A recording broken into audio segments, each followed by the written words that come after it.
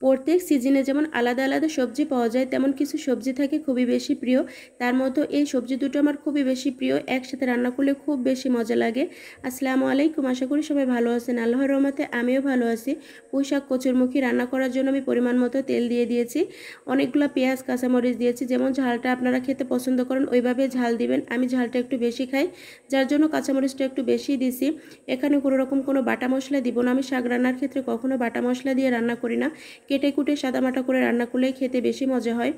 তো এখানে আমি তেল আর পেঁয়াজের পরিমাণটা একটু বেশি দিয়েছি। এখানে আমি 3 রকম মাছ দিছি, ট্যাংরা মাছ, চিংড়ি মাছ আর টাকি মাছ। আপনারা চাইলে 5 মিশালি ছোটো মাছ দিয়ে রান্না করতে পারেন, তাহলে আরও বেশি মজা লাগবে। আর এই যে কচুরমুখির সাথে কিন্তু চিংড়ি মাছটা খুব ভালো বেশি যায়। আর এই পুঁই শাকের ডাঁটা আর সাথে কচুরমুখী দিয়ে মাছের সাথে একসাথে কষিয়ে রান্না করব। আমি মাছ কখনো ভেজে শাক দিয়ে বা তরকারি দিয়ে রান্না করি না, কষিয়ে রান্না করলে খেতে বেশি মজা হয়। আর আপনি যখন টাইম নিয়ে কষিয়ে নেবেন, মাছে কোনো রকম কোনো গন্ধই থাকবে না। এখন সুন্দর মতো কষিয়ে নেব। এই ডগাগুলো দেখলে আপনারা বুঝতে পারতেছেন এগুলো হচ্ছে আমাদের বাসার একদম দেশি পুঁইশাক।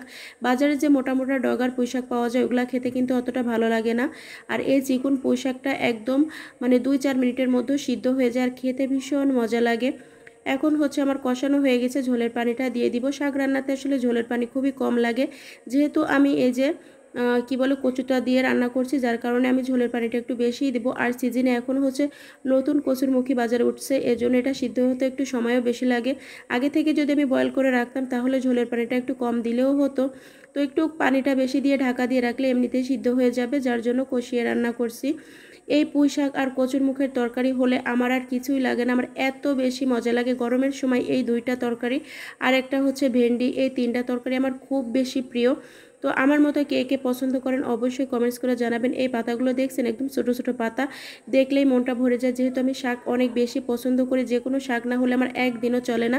এখন শাকগুলো আমি ঝোলের সাথে মিশিয়ে দিয়ে তারপরে হচ্ছে জালটা দিয়ে দিব। রান্না হতে যেমন সময়ও কম লাগে, খেতে ভীষণ ভালো লাগে। আর এই তরকারি দিয়ে হচ্ছে ছোট বাচ্চা থেকে শুরু করে সবাই অনেক বেশি পছন্দ করবে। দেখবেন অনেক বাচ্চারা হচ্ছে খেতে চায় না, চিবিয়ে খেতে চায় না, ছোট বাচ্চারা আছে, এরকম একটা তরকারি হলে কিন্তু তারা খেতে খুবই ভালো পছন্দ করবে, কেমন গলা থেকে নেমে যায়। তো যাই হোক না কেন তরকারিটা কিন্তু আমার প্রায় হয়েও আসছে। আর ঝোলটা খুব একটা রাখবো না। আর আমি শাক রান্নার ক্ষেত্রে সবসময় একদম গা মাখা মাখা ঝোল রাখি, যেহেতু আজকে কচুরমুখী রান্না করছি এর জন্য হালকা একটু ঝোল রাখবো। কারণ কচু বা আলুর তরকারি নামিয়ে রাখার পরে কিন্তু ঝোল অনেকখানি টেনে যায়, এটা তো আমরা যারা রান্না করি সবাই জানি। আর এই তরকারিতে ঝোলটা একটু ঘনই হয়, যেহেতু কচুর মুখে দেওয়া আছে। এত বেশি মজা হয়েছিল কি বলবো আপনাদের, যারা আপনারা এভাবে রান্না করে এখনও খান নাই একবার হলেও ট্রাই করবেন আর আমাকে কমেন্টস করে জানাবেন যে রান্নাটা কেমন হয়েছে। কচুরমুখী পুঁইশাক একসাথে রান্না করলে ভীষণ মজা হয়, আবার কচুরমুখী বেগুন দিয়ে রান্না করলেও অনেক বেশি মজা হয়। এক একটা রান্নার ধরন বা এক এক রকম টেস্টও এক এক রকম। তো এই হচ্ছে